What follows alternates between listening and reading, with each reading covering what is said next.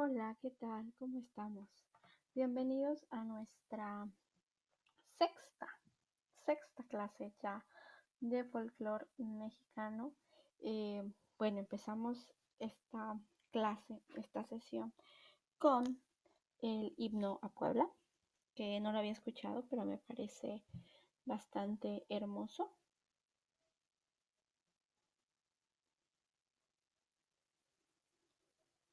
Y bueno, pues vamos a continuar nuestras clases de folclore mexicano. Vamos a continuar con hablando de Puebla, ¿sí? Pero esta vez vamos a hacerlo sobre la historia. La sesión pasada hablamos un poco de su geografía, orografía, eh, demografía, la población, etcétera, etcétera, ¿no? Algo así como para darnos una idea de lo que estábamos viendo, de qué estábamos hablando. Pero bueno, ahora nosotros lo que vamos a hacer es algo muy interesante. Vamos a hablar de la historia de Puebla, sí, historia de la ciudad y de algunos hechos con los que estuvieron vinculados la, la ciudad y el estado. ¿Vale? Entonces, bueno, espero que disfruten esta clase. Vamos a hablar también de la fundación y bueno,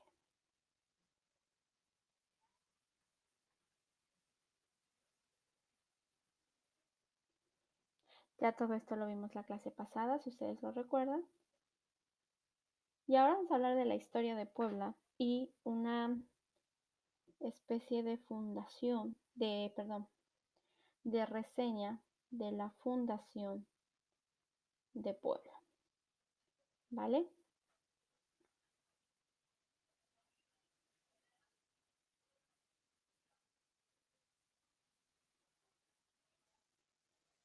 Bueno, la fundación de Puebla, en un principio, tenemos que tener en cuenta que originalmente se le llamó Ciudad de Ángeles o Ciudad de los Ángeles, ¿vale? Acuérdense de esta historia que les conté hace un rato em, sobre esta hipótesis de que los ángeles fueron los que trazaron la ciudad. Actualmente, bueno, también después se le conoce como Puebla de los Ángeles o Angelópolis y actualmente se conoce como Puebla de Zaragoza. La fundación se efectuó en el año 1531 en el marco de la conquista y la colonización de Nueva España. ¿Sí? Hablamos de una ciudad que apareció en la conquista, ¿sí? Que es un producto de este encuentro entre los dos mundos, 1531. Que por cierto, les cuento que ahora en Tlaxcala se están celebrando los 500 años del encuentro de dos culturas, que es cuando llegaron los españoles a Tlaxcala y crearon una alianza entre ellos para poder dominar el imperio azteca, ¿no? Estamos hablando de 1519, cuando llegó Hernán Cortés a tierras tlaxcaltecas, y acuérdense que fue hasta 1521 cuando Tenochtitlán cayó a mano de los españoles y de los tlaxcaltecas, ¿sí? Por eso es que la fundación de Puebla se da 20 años después, casi 20 años después, en 1531. ¿Vale? Bueno, entonces, después de la caída, a ver, una rápida historia para que nos situemos y no digamos tonterías como muchos de los mexicanos ignorantes en historia eh, nos cuentan. Bueno, acuérdense, Cristóbal Colón desembarcó en el continente americano el 12 de octubre de 1492. Él llegó precisamente a las islas de Cuba y ahí un grupo de personas le indicaron que pues eso era una isla, pero que más para allá, más para el oriente, encontraría tierra firme. ¿Sí? A partir de entonces vinieron diversas expediciones eh, y Hernán Cortés en su tercera expedición, las primeras llega a Yucatán, Tabasco, tal, y Veracruz, y la tercera, ahora sí intenta adentrarse, ¿sí? Adentrarse a ese territorio porque había escuchado a algunas personas que hablaban de un imperio bastante grande, bastante poderoso y que tenía, bueno, una cantidad impresionante de oro y joyas preciosas. Así que Hernán Cortés agarró a su ejército y se encaminó hacia lo que antiguamente era Tenochtitlán. ¿Sí? Caminó, caminó, caminó, tal. Y acuérdense que los aztecas habían dominado gran parte de lo que ahora nosotros conocemos como el territorio mexicano. Aguas, no era territorio mexicano. Estamos hablando de diversos territorios ocupados por diversas culturas indígenas. Podemos hablar, yo se los he dicho a sus compañeros de preparatoria, de territorios conocidos como Aridoamérica y Mesoamérica, si se acuerdan, ¿no?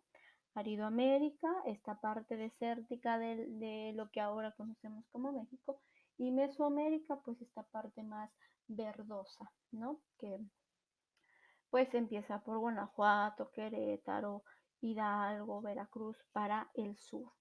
Bien, eh, insisto, no había un país, no había una unión, no había soberanía, entonces no podemos hablar de que de una traición. Ahora vemos de parte de quién. Bueno, entonces, los españoles caminan hacia donde les habían indicado que estaba este enorme imperio y en el camino se encontraron un territorio que no era precisamente parte de los territorios dominados por los aztecas.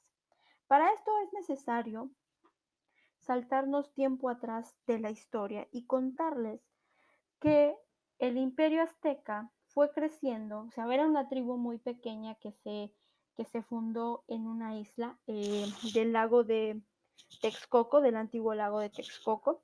Los aztecas venían del norte de un territorio llamado Aztlán. Todavía no se sabe muy bien dónde queda Aztlán. Algunas personas lo ponen eh, por Chihuahua, Coahuila, eh, otros lo ponen en Texas, Nuevo México y tal, ¿no? Pero era el norte. Esa, esa tribu descendió, fue bajando hasta llegar al lago de Texcoco. Y ahí cometieron ciertas pillerías con las demás tribus y para que no los cazaran se fueron al centro del lago de Texcoco donde había una isla. Poco a poco ahí fueron fundando su ciudad y se fueron agrandando. Construyeron ciertos sistemas de drenaje que les fueron ayudando a crecer encima de ese lago, ¿no? Actualmente es la Ciudad de México y la Ciudad de México está fundada encima de un lago. Es impresionante ver cómo 10 millones de personas habitan arriba de un lago. Si ustedes ven, por ejemplo, la catedral, se está hundiendo, ¿no? Vayan a la Villa de Guadalupe y también se está hundiendo, pues porque el suelo no es suelo firme. Y luego aparte de los terremotos, pues ya se imaginan cómo se siente eso por ahí. Bueno, eh, el imperio fue creciendo más y más y más y más hasta que llegó un momento en el que empezaron a declararle la guerra a las tribus contrarias y las conquistaban. Les cobraban tributos, les pedían a sus mujeres, a sus guerreros y tal.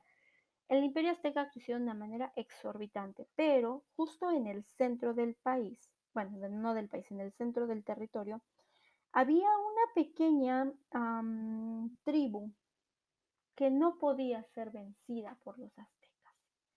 Y esta tribu eran la tribu de los tlaxcaltecas, ¿sí? de Tlaxcala. Tlaxcala significa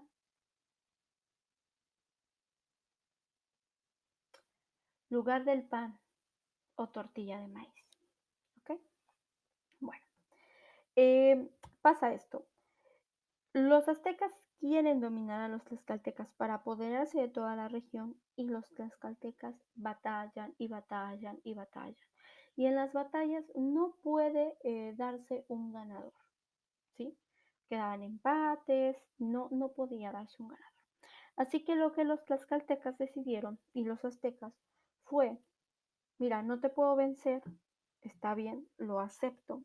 Vamos a dejarlo así. Yo respeto tu territorio, tú respetas mi territorio. Pero como los aztecas fueron creciendo más y más y más en territorio, lo que pasó fue que precisamente Tlaxcala se quedó completamente encerrado en los dominios de los aztecas. Si los tlaxcaltecas querían salir al mar, ya sea del lado del Golfo o del lado del Pacífico, no podían hacerlo.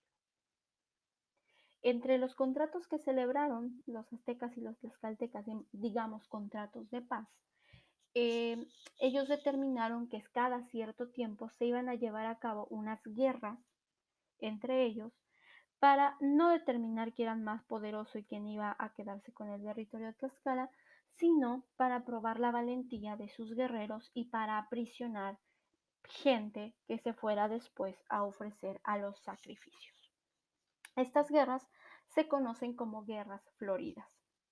De todos modos, aunque vivían con una cierta paz y una cierta tranquilidad, un acuerdo, eh, tlaxcaltecas y aztecas se odiaban a la muerte, ¿no? Y si alguien violaba como la división territorial, bueno, pues moría en el acto.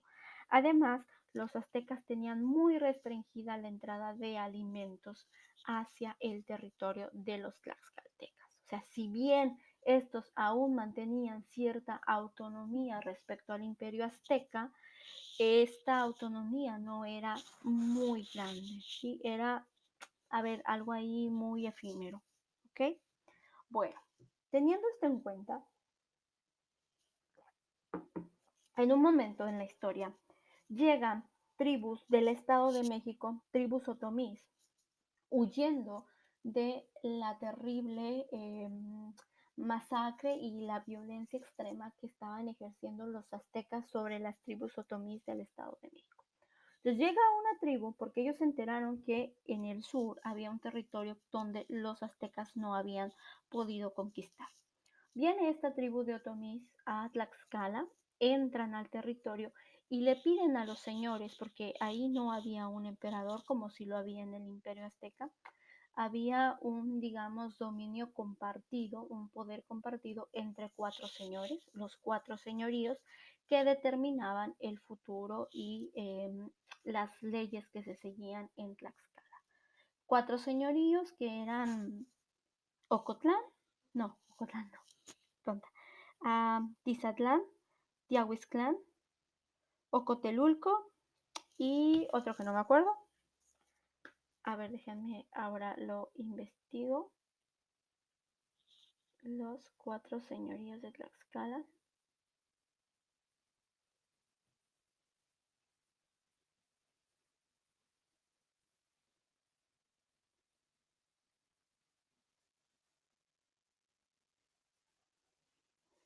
Tepectípac, ese siempre se me olvida. Tepectípac, Tizatlán, Ocotelulco y Quiahuiztlán, ¿vale?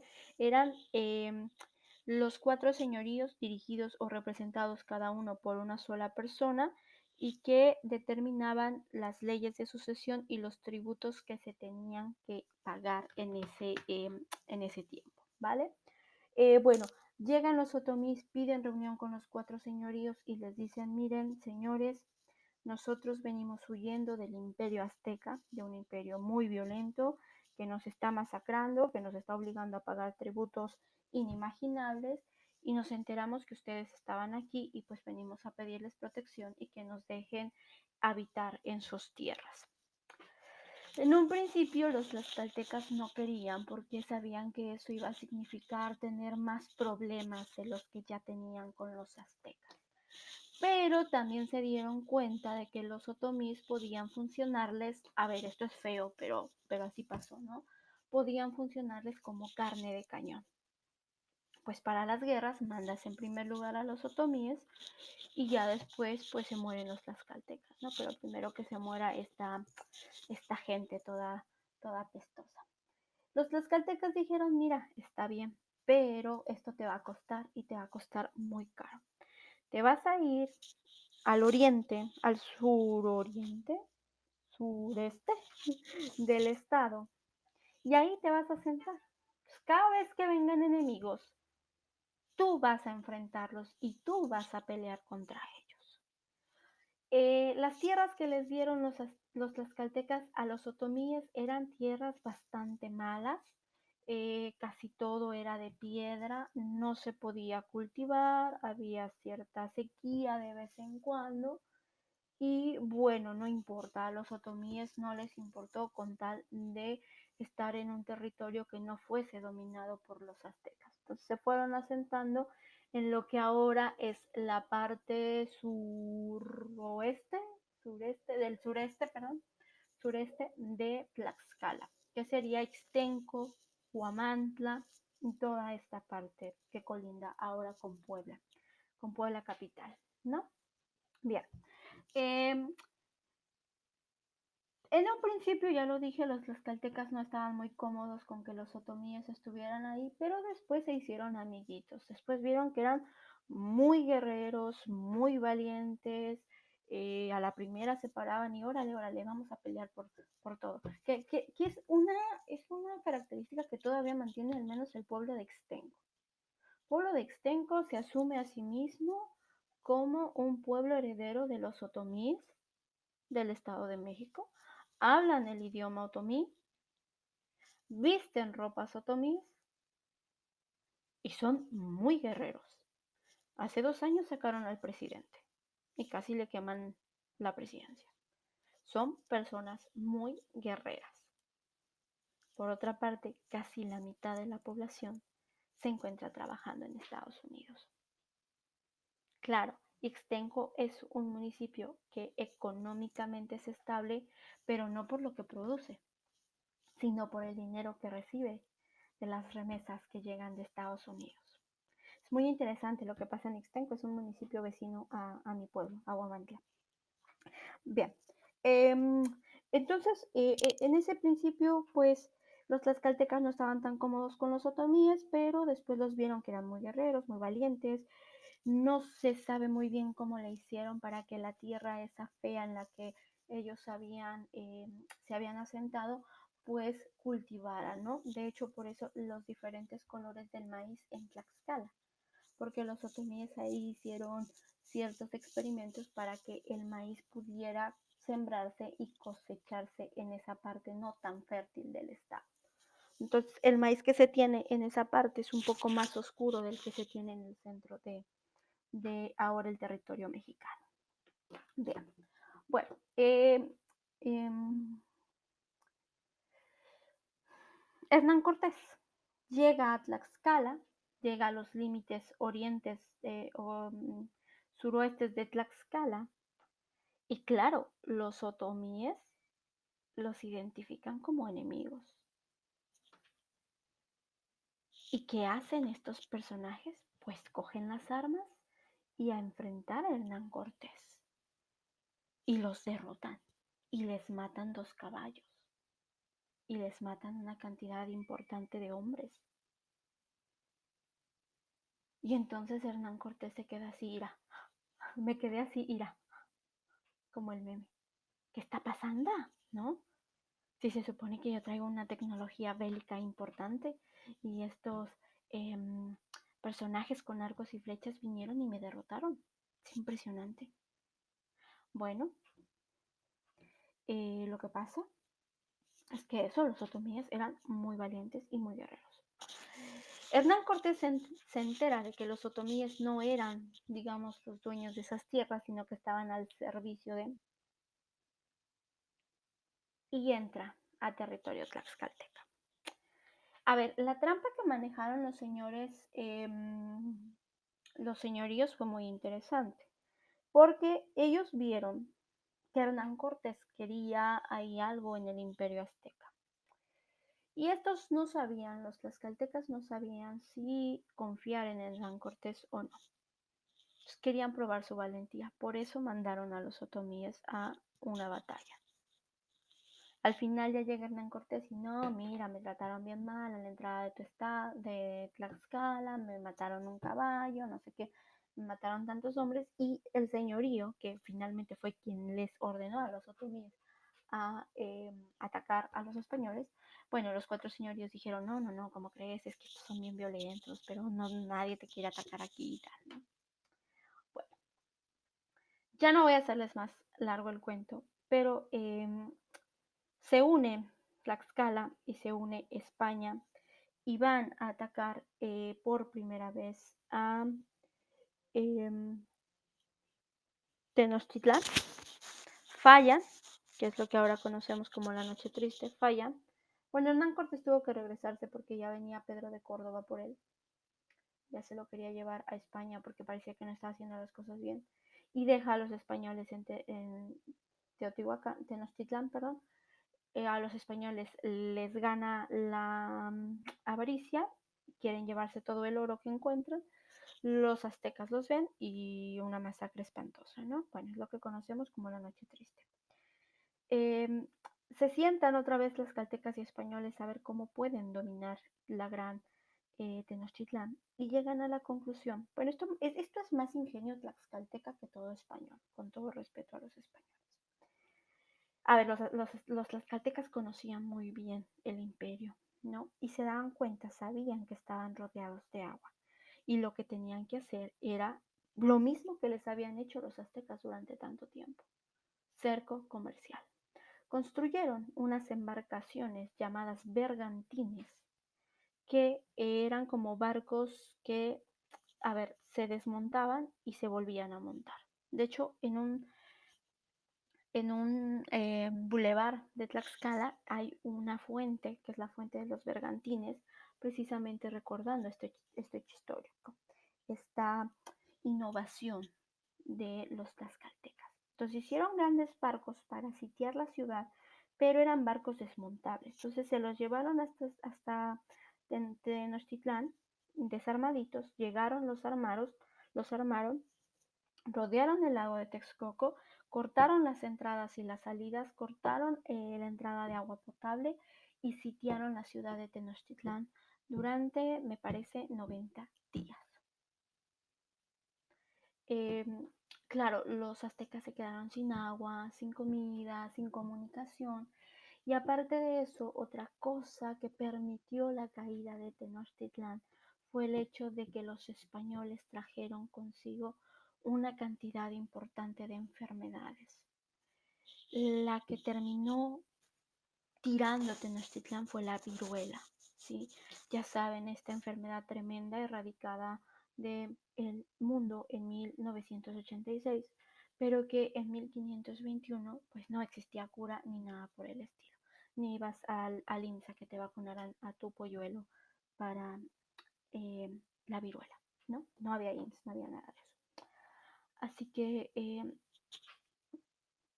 después de 90 días cercada y con el 90% de la población enferma de viruela, el imperio azteca se rinde y cae ante los españoles.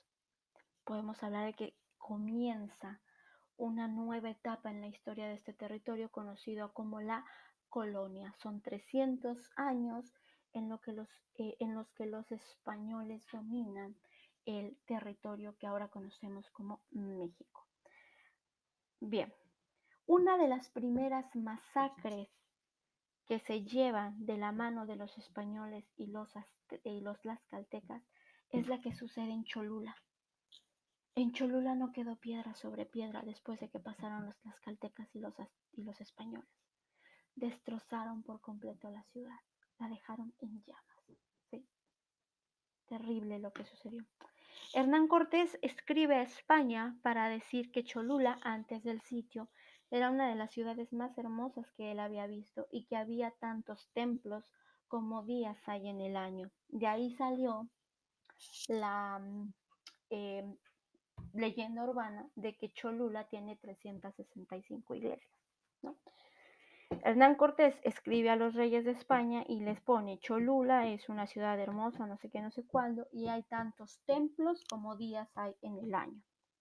Bueno, templo se refería precisamente a pirámides, a templos que adoraban a sus dioses. Cuando llega la evangelización, ya con el dominio de los españoles, ya en la Nueva España, lo que hacen es destruir las pirámides, destruir los templos y con ese mismo material construir iglesias. Por eso hay tantas iglesias en Cholula, porque templo que se quitaba, iglesia que se construía. Y entonces así lograbas que los nativos fueran a las iglesias. No iban a la iglesia porque se habían convertido al catolicismo y creían en un Dios todopoderoso. Iban a las iglesias porque sabían que ahí estaban sus templos y que ellos mismos habían enterrado las esculturas de sus dioses. No es gratuito que uno de los elementos más importantes que sirvió para la conversión de todos los indígenas fuese una mujer morena con rasgos indígenas, conocida como la Virgen de Guadalupe, porque una de las deidades más adoradas era Huahuitle, la diosa madre. Perdona a los creyentes, pero la Virgen de Guadalupe es un invento de los españoles para lograr la conversión del pueblo hacia el catolicismo. ¿Vale? Bueno, pues una vez instalados ya los españoles... bueno, lo que les quería contar con toda esta historia es, uno, no hay ninguna traición de parte de los tlaxcaltecas, ¿sí? Pues no hay un Estado, no hay un México. Y dos, es una alianza que ellos hicieron para acabar ya con el verdugo que traían encima de los españoles. Es una alianza, no se dice mucho, pero es una alianza entre el pueblo de Tlaxcala, entre el pueblo otomí y entre el pueblo de España. ¿Ok? Ahora, fíjense que los españoles se instalan en Huamantla y por eso es que al menos mi pueblo no tiene como tan metida las raíces otomíes como si lo tiene Ixtenco, por ejemplo. ¿Sí? Es muy interesante lo que pasó ahí con las conquistas. Regresamos a Puebla ya con todo este marco y ahora entendemos por qué la ciudad se funda hasta 1531, ya con los españoles dominando tierras mexicanas, tierras aztecas. Después de la caída de Tenochtitlán, llevada a cabo el 13 de agosto de 1521, y continuando el proceso de la conquista, los españoles se vieron necesitados de tener una ciudad únicamente para ellos en un lugar intermedio entre el puerto de la Veracruz y la nueva capital. ¿Sí? También buscaban un lugar donde las personas que vienen de Veracruz, que vienen de España, llegan a Veracruz y van a la Ciudad de México, pudieran descansar y en algunos casos curarse. Ellos vieron la necesidad de esta ciudad, sin embargo, no quisieron despojar a ningún pueblo indígena de sus territorios, porque ellos querían algo nuevo, algo que no estuviese tocado por la mano de los indígenas, ¿sí? Del mismo modo, también se fundó Puebla como un experimento social que trató de proteger a los indios del abuso de los conquistadores y de los colonizadores españoles.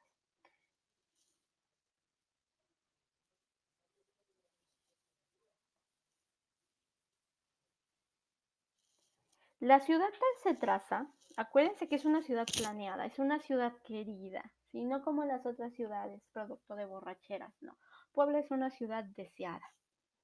Sus papás estaban muy enamorados y querían formalizar ese amor, materializar ese amor. Entonces crearon una ciudad deseada y planeada,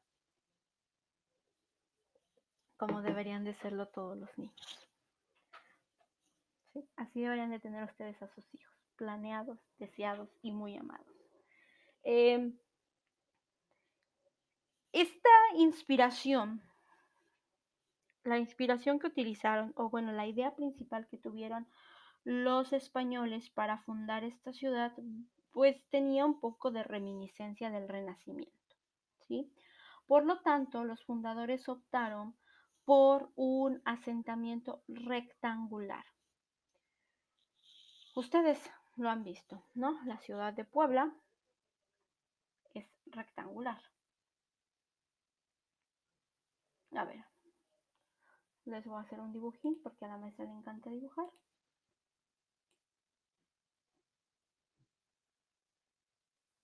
Bueno, imaginemos que es un rectángulo bonito. Ah, aparte las calles en Puebla son enormes. Al menos las del centro histórico son larguísimas. Ay, es que lo hago con el dedo, por eso no me sale.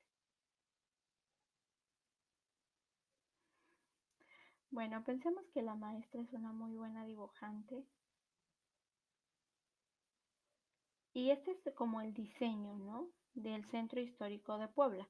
Como les decía yo en la clase pasada, el centro histórico pues es un lugar donde es prácticamente imposible perderse. Tenemos norte, sur, poniente y oriente, y luego de acá para allá son números pares y de allá para acá son números impares. Entonces, uno se acostumbra y se puede ubicar perfectamente.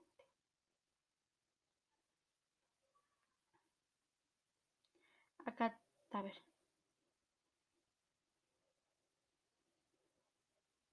entonces, acá tenemos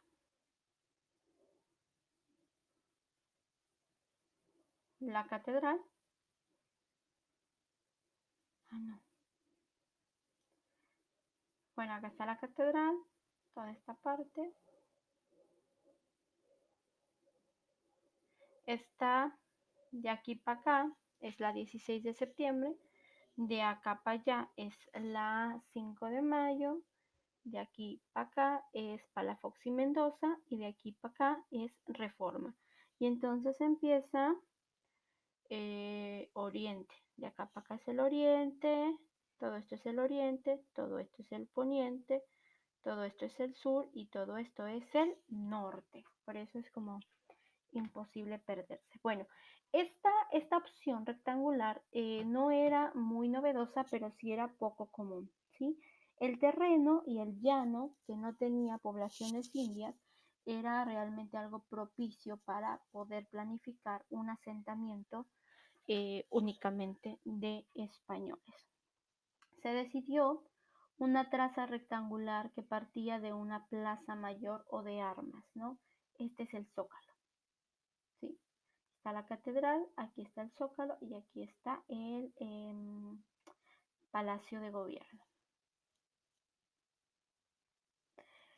¿Por qué están juntos? ¿Se han preguntado por qué están juntos? Bueno, pues por lo que se planeaba era precisamente...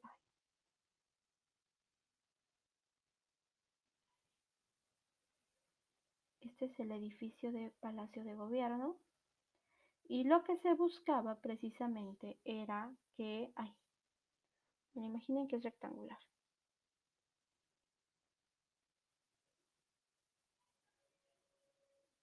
Lo que se buscaba era que tanto el gobierno, los poderes eclesiásticos aquí con la catedral y los poderes civiles aquí con el gobierno estuvieran en el mismo punto, como lo están las ciudades españolas, ¿sí?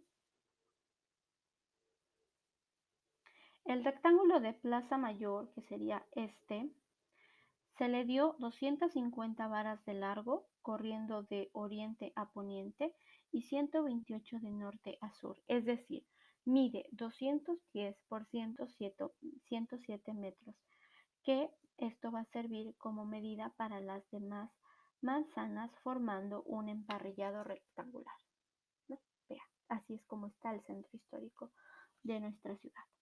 Partiendo de la plaza, o sea, de este lugar, Se trazó cierto número de manzanas, 296 para ser exactos, y a su alrededor destinándolas para casa-habitación, y 125 manzanas para huertas, quintas y sembradíos.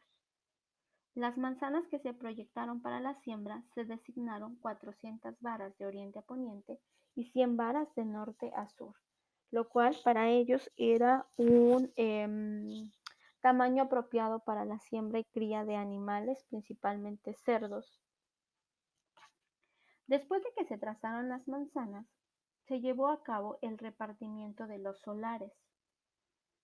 Alonso Martín Partidor, vaya nombrecito, Alonso Martín Partidor fue el encargado de realizar el repartimiento de los solares.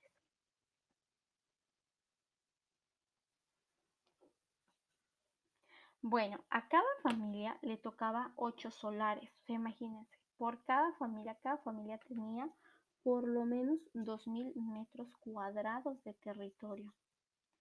La ciudad deliberadamente presentó una orientación de 24 grados hacia el este en relación al norte, con el fin de proteger las aceras y las calles de los rayos directos del sol. Por eso les digo que Puebla es una ciudad deseada y querida y planeada. Esto es lo que pasa cuando planeas algo. Así como para bifurcar los vientos dominantes del norte que descienden de la Malinche, del cerro, durante la época de invierno. También hay distintas plazas en otros lugares del centro histórico que se utilizan para cerrar edificios de otra índole habitacional. De esta forma se crearon las plazuelas de San Luis para la leña y el carbón, la de San Antonio, más cercana a los indios de la Resurrección y Canoa, la de San José Arbolada, la de los Carros como estación para los carruajes, la de San Roque, la de los Sapos, donde abundan estos batraquios, y las plazuelas del Carmen, la de San Agustín, del Carmen con las semitas, San Agustín, Nuestra Señora de Guadalupe y la pequeña plazuela de la Compañía.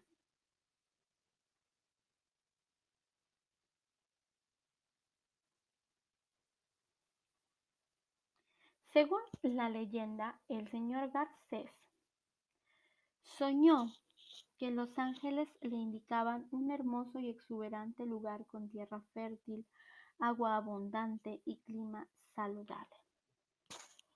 Al día después de soñar esta idea, este sueño, de tener este sueño maravilloso, um, conduce a los franciscanos al lugar donde ahora se funda Puebla. Este es un obispo, el obispo Garcés.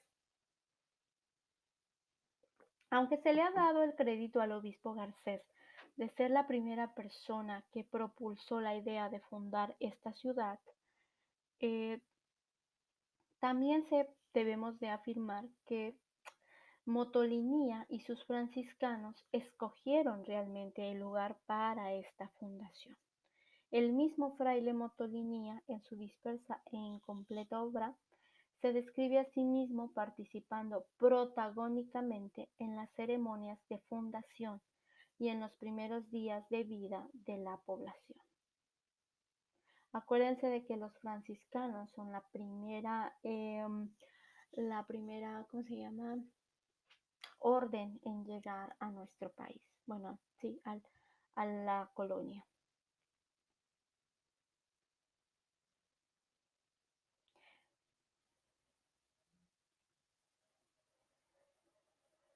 Diego Bermúdez Castro, ¿sí?, afirma que Puebla se estableció en un lugar donde ya existía una venta regenteada por dos españoles, Esteban de Zamora y su pariente Pedro Jaimes, en el camino México a Veracruz.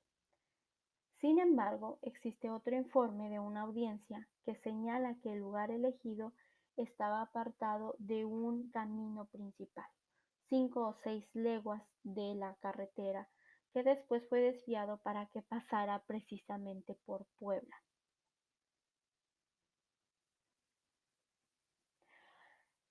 Otros documentos afirman que Puebla se fundó en un paraje solitario, antiguamente ocupado por un establecimiento indígena llamado Huetlaxcohuapan, lugar donde se lavan entrañas o tierra de serpientes, Cuetlaxcoapan. Sin embargo, aunque sí existe ese nombre, en ningún otro documento es posible confirmar que hubiese una población en ese lugar. Otro informe constituye que el 13 de agosto de 1531 el licenciado Juan Salmerón, que fue encargado de la fundación de Puebla, elige un lugar una legua al norte de Totomiacán, lugar donde había existido una importante población indígena destruida 60 años atrás. De esa población algunos se habían ido a Tlaxcala y un grupo reducido permaneció en el área hasta 1531. Este grupo era solamente unas 50 o 60 familias. Cuando llegaron los españoles a este lugar, eh, protestaron por la cercanía del pueblo reclamando sus antiguos derechos 3 o 4 leguas. Sin embargo, Salmerón no explicó cómo se resuelve este conflicto, aunque ya me lo imagino. Menciona a Alonso Galeonte, quien fuera encomendador de esas familias y que posteriormente se convirtió en vecino de Puebla y miembro del Cabildo en 1533. Bueno, vamos a decir entonces que la fundación de la primera ciudad se ubicará entre el Cerro de Guadalupe, ahora lo que es el Fuerte de Guadalupe, llamado en ese entonces Cerro de Belén, y la población de San Francisco Totimehuacán. La fundación de la primera ciudad entonces ocurre al suroeste de la actual Plaza Mayor o del Zócalo, pero no se sabe muy bien dónde se llevó a cabo la primera fundación. Después lo que pasará es que se irán hacia el centro.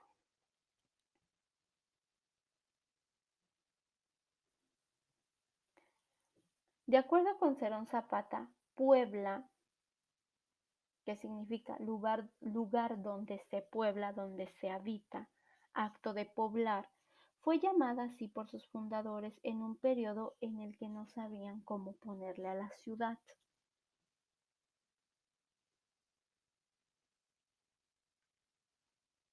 Puebla provendría también del nombre de Juan de la Puebla, el franciscano español fundador de los minoritas, primeros misioneros en la Nueva España. Bueno, ellos y los franciscanos. Por otra parte, otros historiadores vieron en el sueño de Garcés el origen del nombre de Los Ángeles. Acuérdense que él soñó que los ángeles le decían dónde tenía que fundar una ciudad. Sin embargo, el nombre fue dado muy pronto a la ciudad. Probablemente se atribuye a los misioneros franciscanos, quienes tenían gran devoción a los santos ángeles.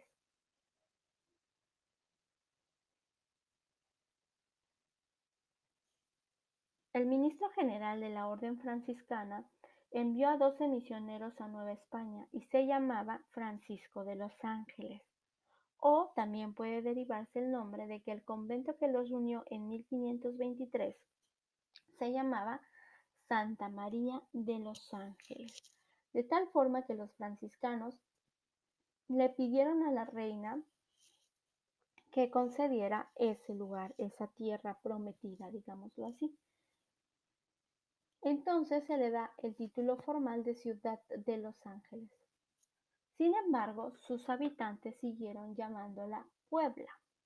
No obstante las prohibiciones y amonestaciones del ayuntamiento, que llegó a multar a quienes siguieran llamándole Puebla, a Puebla, ¿sí?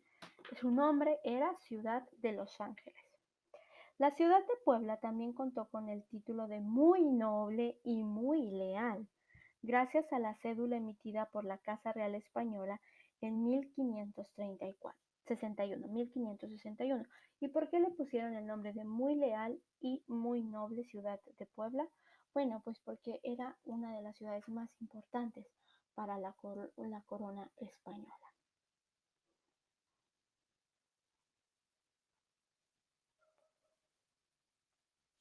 Vamos a hablar un poco del sueño del Fray Garcés, hablando de leyendas, para que, a ver, tengamos un poco de contexto. y algo que contarle a nuestros nietos. Ya no veo al rato que se vayan a tomar un café en Cholula.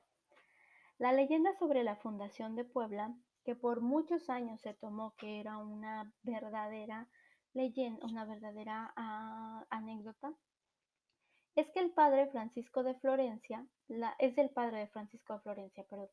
Este padre la difundió en 1647, 100 años después de la fundación, a través de su obra Narración de la maravillosa aparición que hizo el arcángel San Miguel a Diego Lázaro de San Francisco, en la que se lee. Y se las voy a leer, ¿vale? Dicen pues que entregado a la quietud del sueño del señor obispo don Julián Garcés, una noche que asientan haber sido vísperas del Arcángel San Miguel, en su festividad, que celebra la iglesia el 29 de septiembre, o sea, hoy, el 29 de septiembre, con el título de la dedicación, le fue mostrado un hermoso, dilatado campo, por medio del cual corría un cristalino río, y estaba rodeado de otros dos que le ceñían y le circunvalaban, poblado de variedad de hierbas y flores, cuya amenidad fomentaban y entretenían diferentes ojos o manantiales de agua que brotaban esparcidos en todo el terreno, haciendo entender al venerable prelado que aquel era el lugar que tenía el Señor preparado para la fundación, que se pretendía, a cuyo tiempo vio descender de los cielos a él algunos ángeles, que echando los cordeles planeaban y delineaban la nueva población. Despertó muy de madrugada y la primera diligencia que hizo fue celebrar el santo sacrificio de la misa, con mucha devoción y recogimiento, y haciendo llamar después a los religiosos franciscanos que se hallaban en Tlaxcala, entre los cuales estaba el padre Toribio Paredes de Benavente y otras personas distinguidas y de sus confianza. Así, españoles como indios, les refirió el sueño y les dijo que estaba resuelto a salir en persona a reconocer la tierra por si en ella hallaba el sitio que le había mostrado, para cuyo efecto quería que lo acompañaran. Salió pues con esa comitiva, dirigiéndose, no sin superior impulso, hacia la parte sur, y habiendo andado 5 leguas, llegando al paraje que hoy es la ciudad, suspendió la marcha, haciendo alto en él y teniendo la vista por un lado y por otro lado.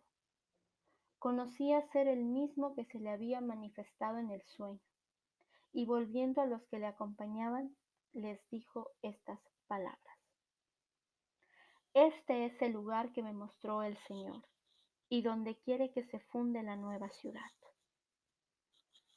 A estos agradó mucho el sitio, y reflejadas después todas las circunstancias, creyeron desde luego que la asignación que del obispo hizo fue por superior ilustración.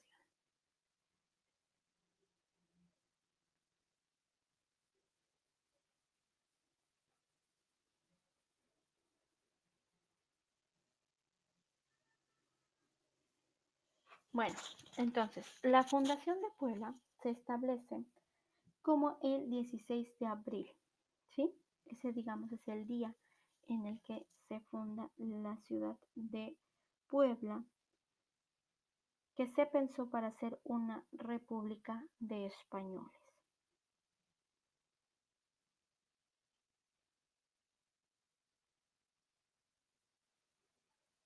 Fueron 33 personajes los que llegaron a la ciudad acompañados de los frailes Toribio de Benavente Motolinía, Jacobo de Testera, Luis de Fuensalida, Alfonso Suárez y Diego de las Cruz.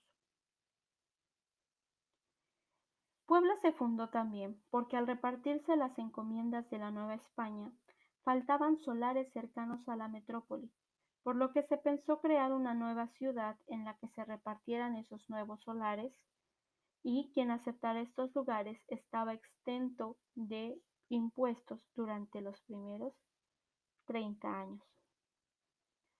Se buscaron también tierras libres para establecer la ciudad en un punto que resultara la mitad entre Nuevo México, Nueva España y Veracruz.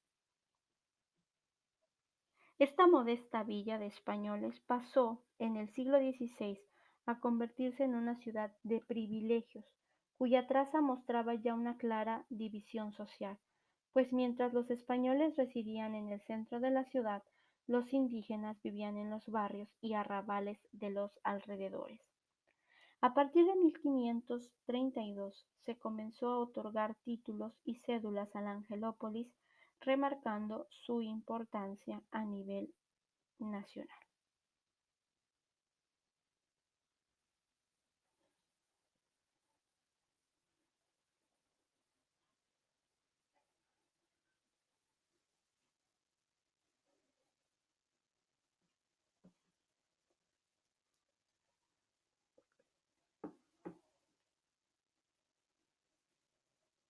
Bueno, ya nada más como 5 datos curiosos de la fundación de Puebla. En primer lugar, ¿de dónde surge el nombre de Puebla de Los Ángeles?